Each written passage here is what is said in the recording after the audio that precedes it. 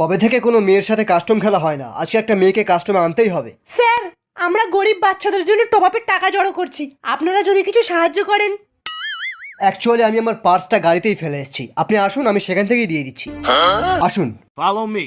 মানে ঢোক সালি আগে। Help me.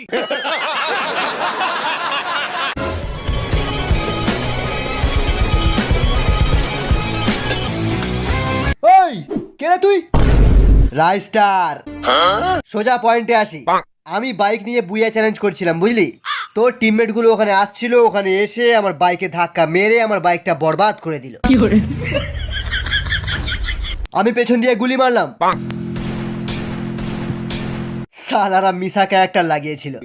গেল সালা আমার মটকাটা গরম হয়ে।